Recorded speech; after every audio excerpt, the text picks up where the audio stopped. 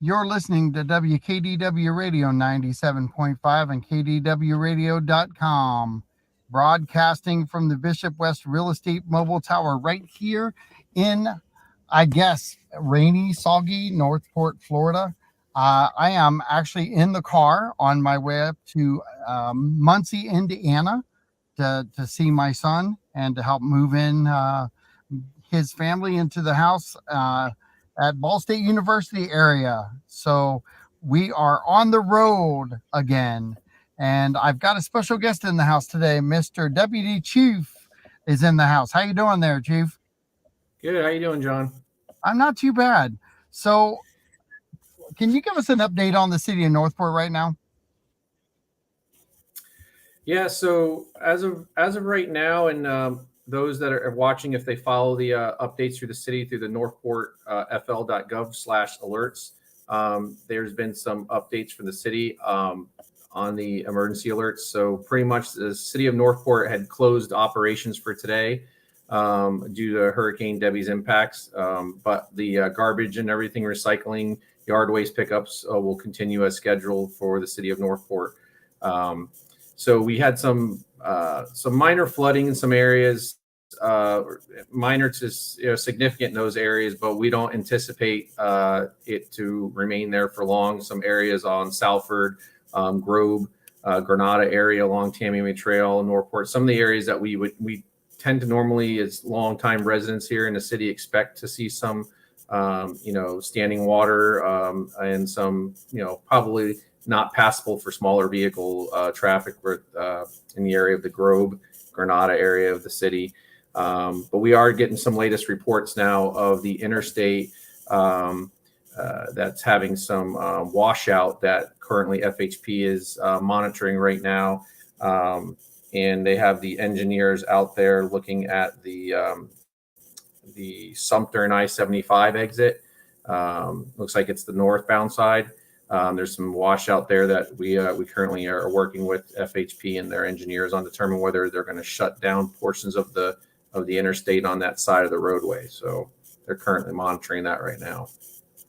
And didn't we have some staff go up to help Sarasota County in different areas to try to relieve some of their I guess police force and kind of help out like we had happened with Ian?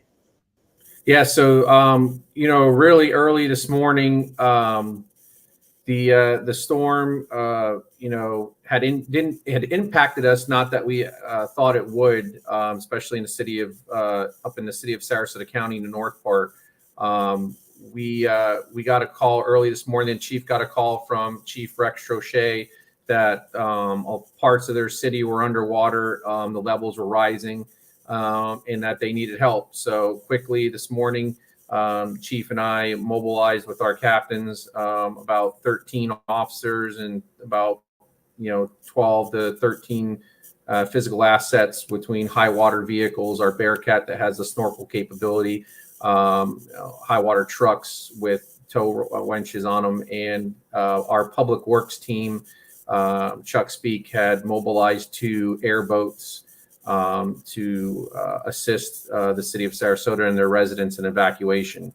We're getting photos in now that are quite remarkable of the heroic efforts that our officers and public works team have done to help evacuate some of the elderly in these areas that have been impacted significantly with high waters. So it brings back a lot of memories here of our residents here in the city that we've gone through many, many times.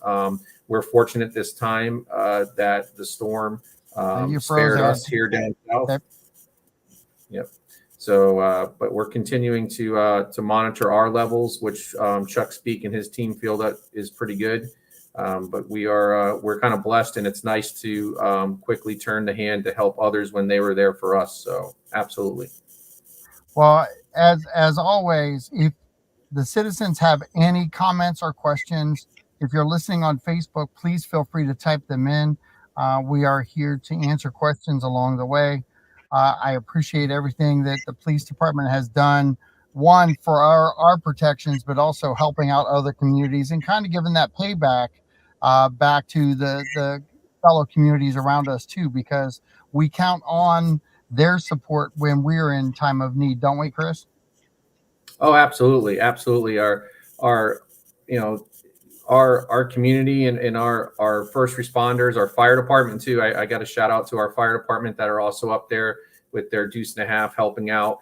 But tremendous teamwork and everyone coming together. We have a great community. And people all come together. And I tell you what, it's we're very blessed here. We're very blessed in our city. So what else is happening within the Department of Police, and what is some of the hot topics for you right now that are kind of being out there? As of right now, with everything going on. Yeah. Right now, it's just providing. We're monitoring operations right now. Is we're still monitoring of the levels of what happens north affects south, right? With water, Yep. that comes down from the Manatee. So we're paying attention of how much water Manatee County and the northern counties have taken in. That's going to come down and trickle through the Myakkahatchee. But again, Director Speak from Public Works, his team, there was a lot of talks of did they lower the water levels in the city? They did. They certainly did. Lessons learned from many years and decades of what we do here about lowering the water levels, getting them out. But obviously right now, the city of Sarasota is experiencing high tide right now on top of what they have in there. So, and they're still getting some bay bands of rain coming through right now to the northern part of Sarasota. So they're in still for a little long haul of a tough time. But again, we're still monitoring, and we're ready and prepared to address anything that occurs in our city. But we're also prepared to assist our local partners. Well, that's fantastic. So I've got a quick question by Red Rob. What about the drug addicts and strung out homeless people that our area is infested with? Can you kind of talk about that a little bit? Yeah. So, that the homeless, people experiencing homelessness, that's always been a continuing struggle nationwide on handling them. There's some laws that protect that we have to work with and work around with and affording them and getting them the help and the care that they need. And obviously if they're in public areas or in private property, and they're causing a problem, we can get them moved. But we also try to continue to provide services to them to help them, get back on their feet, not be in a crisis of homelessness. So we really have it. That's why we've continued to basically add more resources to our homeless outreach team, our officers that continue to work with them. So I can honestly say that compared to other cities and issues when it comes to people experiencing homelessness, Northport is actually in a very good position of dealing, assessing, and handling the homelessness in our city. And I want to kind of go back.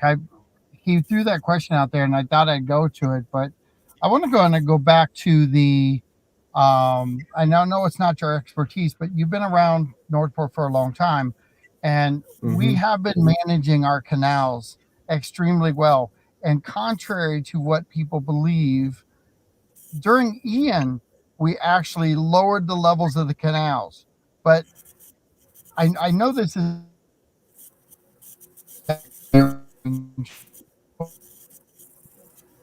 you guys all work closely together when it comes down to this stuff, and the canals they get lowered, but there's a threshold that the federal government has set for wildlife containment too, isn't there? Do you know that regulation? I do not know that regulation. I can't speak to that, but what I can attest to is that, again, Public Works, Chuck Speaks team, our assistant city manager, Julie Belia, who has a lot of institutional knowledge, has been with the city for over 40 years, that, there's so much institutional knowledge of expertise that have been there, known how to handle it, that They do a tremendous job. And again, people have to remember not the amount of water we take in that we like, even during Hurricane Ian that we had of a monster storm that just laid down so much rain at a slow pace, but that also the north of the cities and the northern ends of the state, in the middle of the state, that water rain comes down through into the Mayaca and it hits us again. And it's just a double whammy. It's always been that way. But I think our team has just been very good at dealing with that. They're not, if you're going to hope for one day that all roads are going to be dry and there's no going to be, I don't see that happening in any near future. There's always going to be a challenge.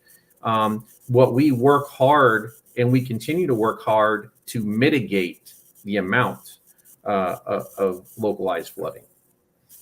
Well, we have 80 miles of canals. All of them are regulated and have systems. We have systems in play with the years of management. I kind of get tired of hearing the city's not doing anything. When it comes to the storm related stuff, you guys are not just, waiting till the storm happens and then getting called in. You guys are talking about the storm when it's in the Gulf, aren't you? Oh, absolutely. Absolutely. We are in pre-planning stages. We have, even the police department, we have, and as the fire department has, additional, resources and checklists that we have. What are we doing, 72 hours before the storm, 96 hours before this. So what are we doing in all these hours? And we have these checklists of prepping for it and preparing and planning. So, all of us go through incident command courses, ICS, and the city puts a lot of emphasis in absolutely command structure training for mass incidences, major incidences, especially during hurricane situations or major events.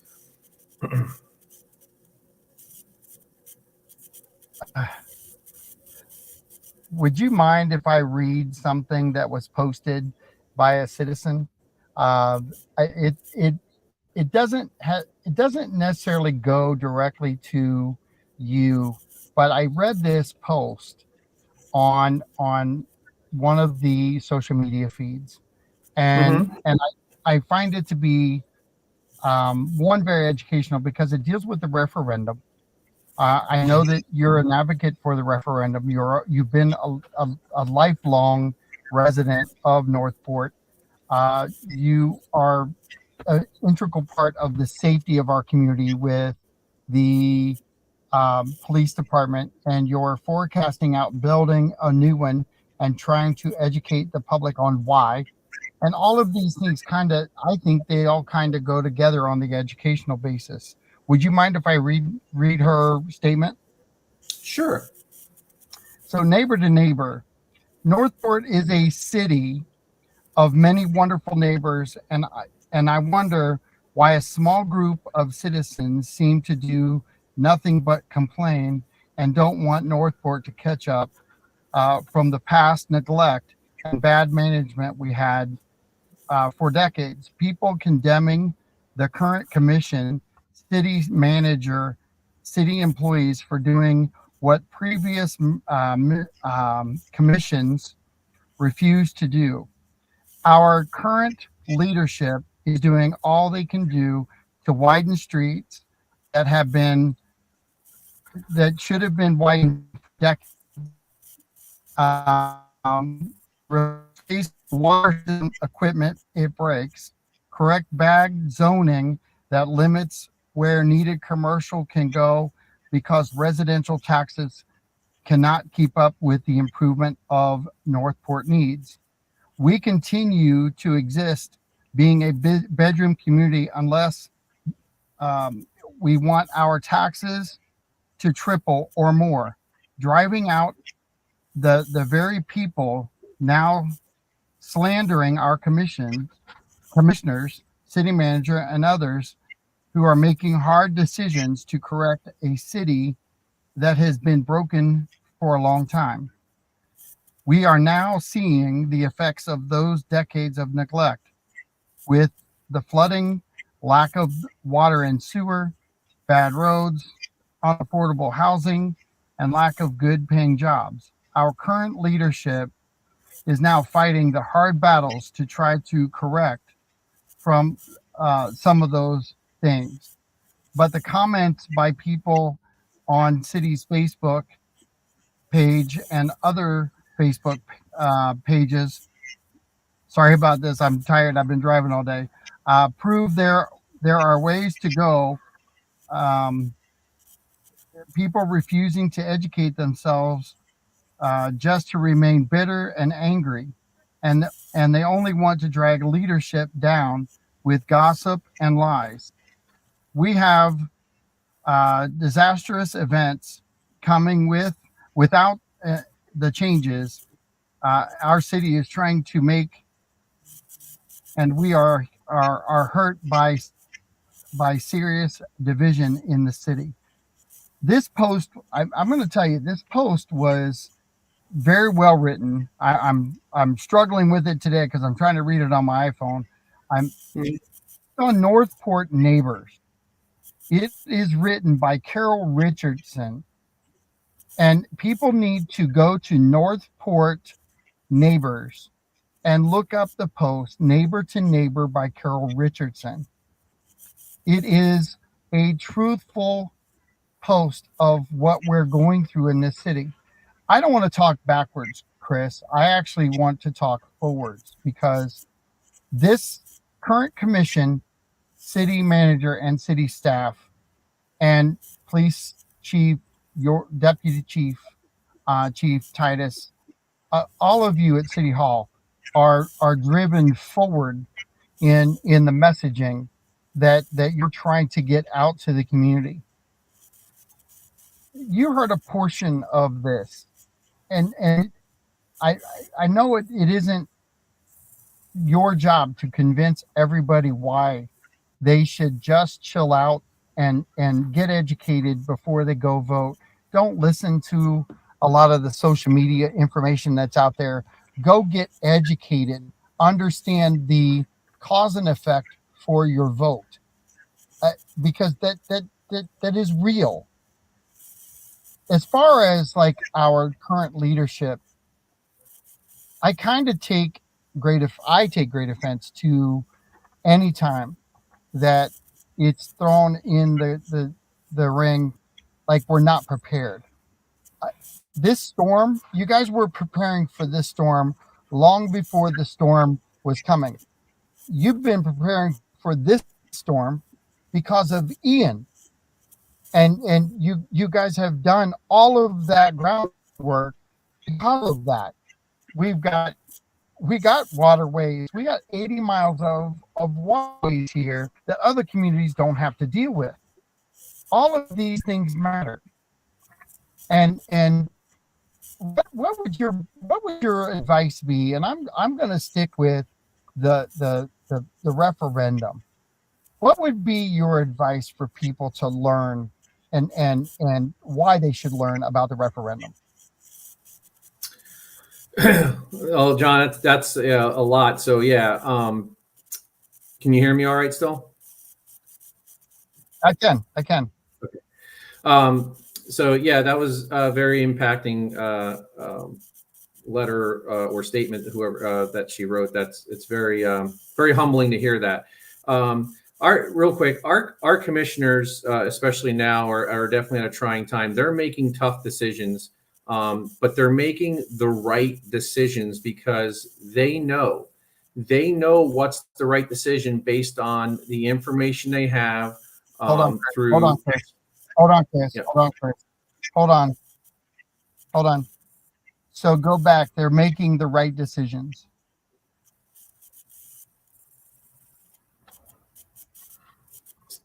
Okay. Go back to where you were saying they were making the right decisions. They're making the right decisions. Kind of cut out. I'm sorry. They kind of cut out a little bit. Go ahead. Our commissioners are making the right decisions, and they're making tough decisions, but they're the right decisions.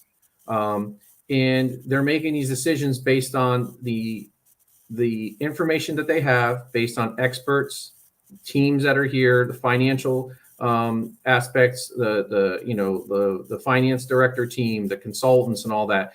They know what is needed for this city to thrive. They know, and the city manager knows that as well. For a city to be the only city not able to go out to get debt to pay for services or increase infrastructure, all that is kind of very scary, because the only other place you're going to get that is by raising people's taxes. People don't want that. So you have to have these other sources and other avenues to where you can be able to thrive, have more money revenue come in by building infrastructures. And if you don't have that and there's no other source to do that, they're going to raise taxes. So what the city's asking for is no different than what any other 411 cities in the state of Florida are asking for. The biggest thing, John, if it can make, to put this in perspective about the way the charter is written, and this charter was written back in 1959 with general development. And basically general development at the time owned all the land, so they had all the say, so the board couldn't vote without general development say. And that charter's never changed. So the intent of that charter is not what the intent of today is for cities to thrive and to maintain. But let me put it, so Hurricane Ian hit us. It hit us significantly, all right, to where we had to tap into our reserves. And we're still trying to pay for the damages between FEMA and insurance. The federal government came to us and said, hey, listen, we can let you borrow this money at zero interest, and you have to pay us back on X so many times, but you have this small window to put in for this request. The city couldn't put in for that, to borrow free money from the federal government to pay back. We couldn't even borrow. We couldn't even accept it. I think that opens up to people's mind, like, wow, we couldn't, because it's so restricted the way it's written that we are not allowed to go out for any debt unless it's voter approved. And that's just crazy. It's just absolutely crazy. So the commissioners know that, our city manager knows that, and they're like, this is the same. We got to inform our citizens that this is not this needs to change. You need to allow the people that you elect, our 5 commissioners, we have to trust them. And that's the biggest word, is trust them, that they're making the right decisions and they're doing it to speak for the people. And if you don't trust them, then you don't vote for them, obviously. But at the end of the day, those are your commissioners who speak for your entire city. And they're the ones that are knowledgeable, have all the knowledge, knowing what's right, what's needed for this city. They're surrounded by experts in the field of certain departments in the city, consultants, experts, all in those fields to help them make those right decisions for the city and for the future. And I can tell you this, being a longtime resident of the city, living here, working here, there's been a lot. There's not, these past commissions, I'm not gonna say, but several commissions ago that I've seen opportunities, John, that I look today and go, man, why didn't they do that then? I guess the mindset back then was, we're not going to worry about that now. Let them worry about it in the future. I've seen that, and I've been a part of that. And now, guess what? They're here now to face that, and they are making tough decisions. But they're making, again, it's the right decision. And it's just the people have to know that this is not normal for a city to not be able to go out for debt without voter approval for any debt. And the city's not asking for a blank checkbook. I heard this word. I'll ask you this in a really bold sort of way. It's that this isn't even trying to fund the police department that you're talking about. This has nothing to do with that, does it? Oh my God, no, nothing to do with that. The people have talked about this word. Oh, the city commission and the manager wants a blank checkbook. That's not true. That's So a false. perception. So false. Yeah, it's so false. It's projects that have certain limits, just like the county does and other cities do, that they have limitations on. If it's a project that's larger than that, then they have to go out and ask the public, hey, can we borrow more than that? But no, they're not asking for anything that is not normal and is not consistently used throughout the state, local governments in this great state of Florida. So we should not be restricted. We should be equal to. And they've been throwing out the number one. We are the only city that does not have the capability of borrowing. And Yeah, we are. Yeah. I've read, I've read citizens say, "Fine, keep it that way."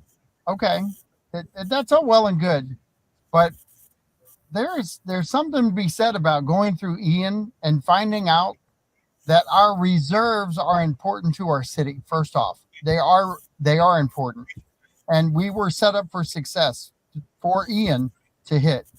I don't know that we're set up to take another Ian at this point. And not, go ahead. I can tell you this right now. We cannot sustain another hurricane hit like we just endured. There's no way that the city would not be able to sustain. Again, we took a good hit, and without going out for debt. And that's why we're doing what we're doing right now to not only build infrastructure for the future to strengthen our city, but in the event of a major incident happens again to where the federal government does ask, hey, you want to borrow money? We have that ability, right? So the city manager, the commissioners have done a great job in drafting a referendum that explains to the citizens the intent and the purpose to use and to go out and borrow for debt. And I think that's very it's very manageable and very acceptable to all the residents of the city of Northport. And I wanted to ask you that directly because you are leadership within the police department, and you're telling everyone right now, from the police department side of things, this referendum is not to build the police department. It is not to fund that, correct? That's correct.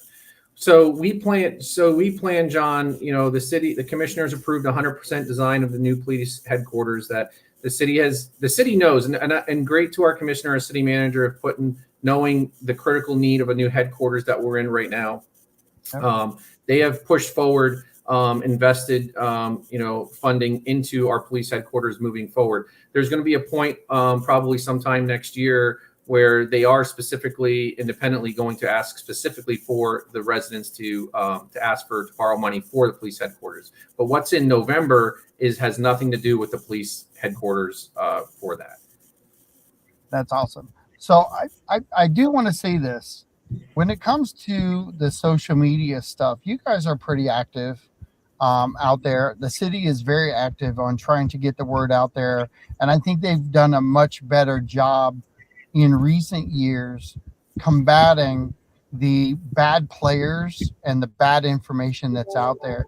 Everybody has to keep in mind that while the city does have an agenda to run a good, clean city, to run it as vibrantly as they can, and to keep it moving in the upward momentum, it's really hard to run a city if you're restricted on running it to be the greatest it can be. We kind of are set up right now, in my guess, that we're kind of restricting our leadership by not giving the opportunities to them to go look for different money that's out there, maybe matching funds, different things that you can utilize to double our take on a project. We can't. Can you, John? Is that accurate? Yes, John. Let me put this in perspective to help people understand. Like, you have a job, you have revenue coming in, you want to buy a house. You going to pay for all that, or are you going to take out a mortgage? You're going to borrow debt. Okay. You want a car. You're going to pay for all that in cash. Or you're going to borrow. No. When you're when you're have a new family, new kids, you're going to build your credit up. You're going to buy a car. And that's all debt. So when the city goes out for debt, and that's the other question I think I've heard about the city going out for debt. Oh, they're going to get this and they're going to go crazy with, you know, all these projects. No, before you open up a project, let's say it's for 15 million to borrow that, our CFO and our team, they have to make sure that there's money there to borrow, right? There's money there to pay back that debt. You know, they have to have that source.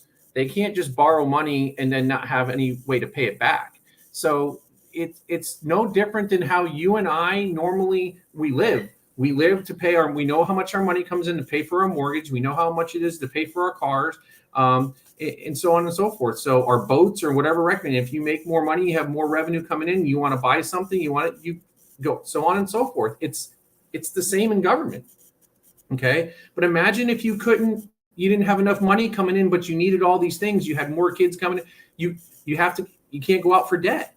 It's kind of put into that perspective. If that helps you out a little bit. It does. And I'm hoping that the more that we talk about these things and the more that the citizens are reading the right things, not counting on somebody's personal opinion out there in the social media world, because there's a lot of people out there that they have nothing but negative things to say about the city across the board. Those are not the people you want to follow when it comes to the voting side of things. You need to look at how that's going to affect you as a family. It could really impact your taxes if we don't do some of these things strategically. Go ahead, Chris. Yeah, John, I have to say more now than ever, I think the city's communications team has done a phenomenal job on, you know, the new web, our new web platform for our city, the communications getting out, this real talk that we're doing here. Our city manager, Jerome Fletcher, going out, doing these United tours constantly, constantly trying to get it. And you know what? The numbers, are there people there? Yes, but it's not the numbers you want to be. I mean, we're doing everything we can to be transparent, face to face, ask the questions, get the answers. You know, he has all of the, you know, departments there with them on a United tours to talk with our residents, to engage the residents. You know, John, you go to almost all of them. So yeah. I have to give a hats off to our city leadership on trying to be as openly communicating to our community as possible, more than ever. And I think they've done a tremendous job with that. I have to give hats off to our city leadership and our city manager for doing that. You know, we get these things in open dialogue. I like the fact that you guys come on, you're willing to take the hard questions from citizens, and reminder, if any citizen has anything they'd like to ask of any topic that we're talking about, please feel free to do so. We've got all kinds of venues now that they're pushing content out.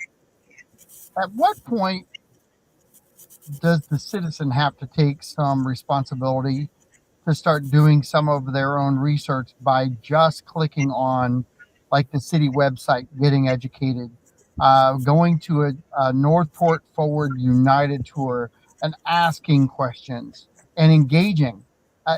That's the hardest part, is to try to figure out why people are not engaging, but they'll listen to somebody on Facebook who's got negative aspects. I'll listen from that. There's so much difference. But the city is, you're right, the communication out is, I think, I don't know that we've ever had it this good. You know, I hear what you're saying, and, you know, everybody's entitled to, you know, opinions and how they want to look at things. And when you talk about groups that are negative, and I really do, I can tell you right now, I probably see some of the posts you see, but honestly, John, I think that's the minority. That's not the majority.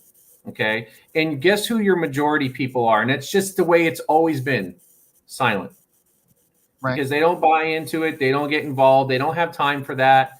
But when it comes down to, the day of, and they read it and they understand it, they're going, common sense is they're going to make the right decision and they're going to know. So I really kind of look, yes, I see them, and you wonder, how many people they, they get to try to see their views and their ways. But I just truly believe that that's a minority, but they're not the majority of the citizens of Northport. Yeah, and I agree with you. And I sometimes I think about this stuff. I've got the windshield time now because I'm driving all the way up to um, I'm driving all the way up to see my son in Muncie, Indiana. So I've had windshield time. I'm looking at the scenery. Uh, it is refreshing. I've needed this recharge, so to speak. And ironically, all the way up on vacation, or somewhat vacation, uh, we've had flash floods, we've had weather events. I got on Facebook last night and I was texting Jason Bartolone and I was asking him content questions, and I was getting content out with him last night. They literally are doing like everything they can to keep our citizens updated. I and they're I look at things and I get this little vibe in me that says, "Hey, slow down," And then I text Jason and I get a response. I text you and I get responses, and I see us as a city blending this communication together, and I get so excited about being part of communication out that I want everybody to have it. I want everybody to feel the buzz. And that's why I like this show, is that it's live streaming, it's questions from the citizens, but it is truly just trying to get information to the citizens at their fingertips. Yeah. That's all it is. There is no agenda. The agenda is, can you listen? Can you ask some questions? Can you figure out where we're going with this whole thing? And we've got a great police department, and we're going to do some diving into that. But I just ran into two officers who helped one of my customers the other day, and I was so thankful that they were outside the door by chance, and it just worked out. But all you got to do is go up and talk to the police officers who are on the street, who are protecting us, who are keeping our crime rates down, who are doing all of those things that we don't even think about thanking them for, but we just know they're doing it. And I think that's the point to some of the things that you guys are asking for now. Is the technology is off the chain. You corrected me several weeks ago and said we're not the redheaded stepchild. Well, we're not even the redheaded stepchild in communications out anymore. Mm. We No, we we're have not. Go ahead. No, I think the city of Northport, like I said, I always told it was a sleeping giant, and the sleeping giant's now awake. And I'm just proud to be a part of it and be here to where we are now becoming a very strong, thriving city. And we have great people in great positions that are not reactive, they're proactive. And when you're proactive and you have a mind of where you need to go, I'm telling you right now, it's endless to the safety, the savings, right? A cost and stuff, but it's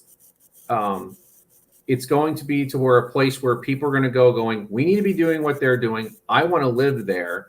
And I tell you what, when people want to live here in Northport, why they moved here, I tell them, you made a great decision. It's a great place to raise a family. It's a great place to stay safe because, and I speak from the heart because I have a vested interest, John. I was born and raised here. I started Police Explorers. I care about the city is my family. I care about that. I truly mean that. And I care about the impact it makes here. And if there's an illness in my city, I have people in my department that are going to be the cure, and they're going to take care of business and get people out of here. But also, again, the technology, like you said, the technology is forefront here in where this world is taking us to, and law enforcement is taking key in that, is keeping our community safe. Our residents are phenomenal in helping us solve cases with social media. You know, we had a person that was graffitiing in the parks, our parks and recs, and Chief and I get briefed weekly on cases and stuff that's going on, and they're giving it to us and like, hey, we have a picture of this guy, yeah, but put him out on Facebook. Put him out on Facebook, and Josh Taylor and his team, within hours, someone said, yeah, we know who he is, and boom. Our citizens in Northport, if they know you and they see on our Facebook, you're done. You're toast. They're gonna tell you who you are. So we have great citizens in our community that look to the left, look to the right, keep our neighbors safe, and help our law enforcement in keeping our community safe. So great testament to our citizens working with us as their police department, and keeping the community safe. You know, you guys do a phenomenal job. And what is it that you do to keep morale up inside your building with your officers? You know, the morale is, especially in today's world, you know, law enforcement is very challenging, but you let them do their job. Let them do their job, and let them know that they're going to make mistakes. You got to let them know that they're going to make mistakes, that we're all human. But it's taking care, it's listening. First off, it's listening to them. It's the little things. A lot of policies and a lot of things were changed in our department throughout the years, and it came from the grassroots. It comes from leadership, listening to the people, listening to what is best for them, because at the end of the day, they're the ones out there. They are the true heroes, our law enforcement officers, the patrol guys in the black and whites out there, our detectives. And it's our job as our leadership team to listen to them, tell us what you need, and forecast the future of, do we need more people? Do we need more assets? Do we need more logistics? But in taking and being comparable to others, you know, and that's the other thing, is like just people feeling wanted in an organization is so important. And I really do truly look at was that we're family, and that's what's very, very strong in keeping morale. And everyone that comes here from different agencies, different departments, are just blown away of how they love the city of Northport. They love the city, the employees and the staff. So, but it's really just taking care of your people. You take care of your people, John, they take care of your mission. That's a true statement. So I'm going to go into this because I've never asked you this. What is the thing within the police department that is your most prideful thing? What is it that you have changed within the walls, or you and Chief have changed within the walls, to really have a different perspective for your officers, and then onto the city? What is it that why is your pride so high? I guess because you are so prideful in it. It's because Chief Garrison and I, our visions are the same as how we look at a police department, its personnel, what equipment we should have. You know, when he came in here, you know, the first thing was he was very supportive of the Bearcat to protect our officers. But when he got in here, it was, you know, he's all about safety and wellness of officers in the team. And again, we talk about that, taking care of your people, you take care of your people, they take care of your mission, and Chief's a true testament of that. But I can tell you is the transitioning of new ideas to the agency, creating new positions, adding, like, for instance, you know, our SRT team, the addition to, you know, body cameras, the technology, our license plate readers, our cameras, our real-time intelligence center, adding motors to our department, traffic unit, increasing our traffic unit. all of this stuff to where you're now in it's being the proud part of us right now, John, is being a self-sustained police department to where we have the staffing to handle situations with our city, respond quickly to situations in our city, help our neighboring partners, which we are doing right this second, which makes me so proud to return the favor.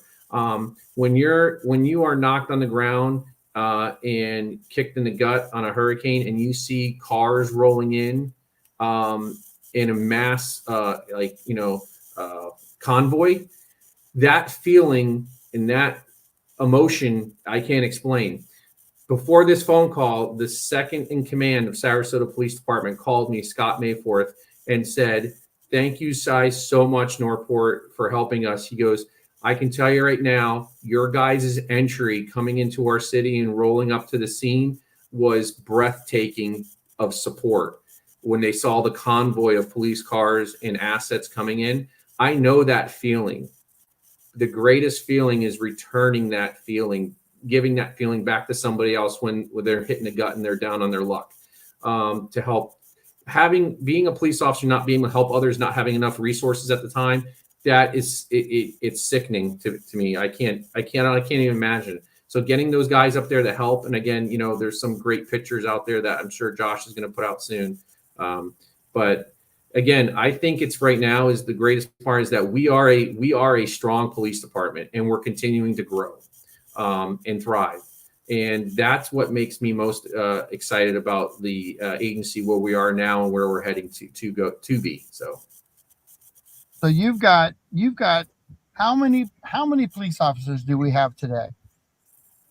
Right now, we are allocated with 154 sworn officers and 52 professional support staff. How many did we have when you started? 44. Is that insane to you, or what? It is.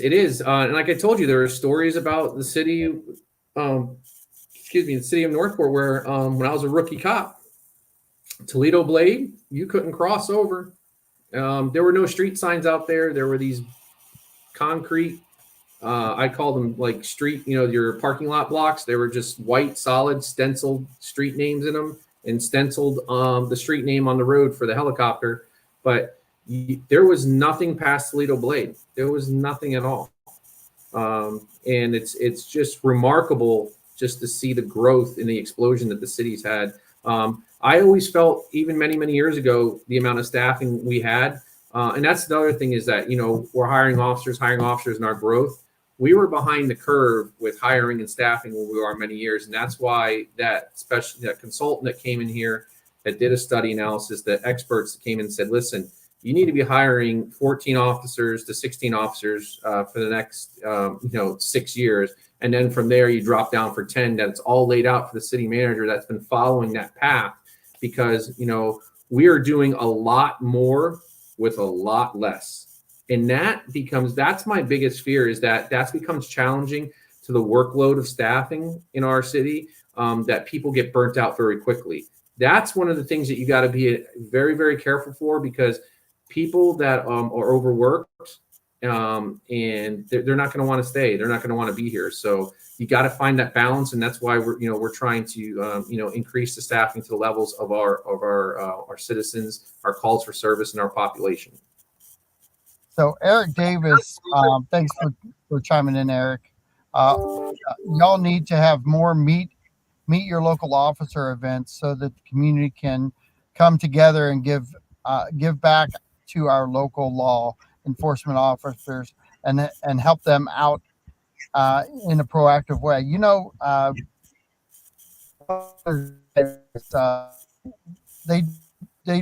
We do a lot of charity work through our officers, and Shop with the Cop is a huge one.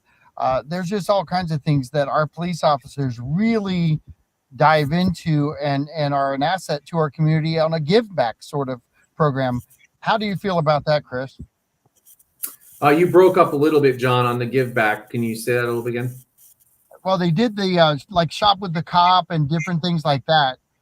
How do you feel about our police officers really doing the give back and being part of the community as far as that goes too. Wow, we do a lot. I mean, they do, yeah, like you said, the shop with a cop. Coming up in October is going to be Northport National Night Out for our officers. They do a protect and serve fundraisers for Shop with a Cop. We just did the back to school bash where we did a flag football event with them. We look forward to doing coffee with a cop. Pizza with the police. We just got our community outreach vehicle that's going to be giving out ice cream and all different types of goodies to our community. So I tell you what, we are very, really much engaged, and we want to continue to be more of that engaged with our citizens and get them to come out. That's the thing, John, is like, we'll host these. It's getting them to come out and to engage us. That's the key right there. We'll set them. We just need you to come. Yep, absolutely. And how can they find out where you guys are doing that? You guys post that on your Facebook page and also. Yeah. Go ahead. We post that on our Facebook, and we send it out on social media, and then obviously it's word of mouth that also goes out very fast. But we get them out there, and we try to go out in different strategic places throughout the city. Like, we'll go out to Welland Park. We'll go over to Sumter. We try to get out to other places, throughout the city, so it's not always in one place. So sometimes coffee with a cop we'll do at Dunkin' Donuts or Starbucks or Fox's up in Welland Park. Pizza with the police, we always like to team up with our local pizza parlors. El Primo's always been good with us, or maybe even Boca Lupa. But we always try to get with all of them to work with our agency and partnership with our community. And there's always a representative at the Northport Forward events too. Yes, absolutely. Always there. So Commissioner Pete Emmerich says that's one of the reasons we are a great city, our police department and our fire department. Can't say it louder than that, but Pete's got a very strong opinion on it. And I think you have a large majority of the city that feels the same way. Yeah, and thank you, Commissioner Emmerich. But another testament to our commission, that you have a lot of commissioners here that are just not a commissioner they're long-time residents, city employees that have been here that have a lot of institutional knowledge. Commissioner Pete Emmerich has more knowledge now than ever, being a commissioner, of knowing all the ins and outs and other departments than he's ever done, not as a citizen. So he now understands, not just as a citizen, but as a commissioner, the need. And that's so important. That's why people need to listen. You need to trust your commissioners.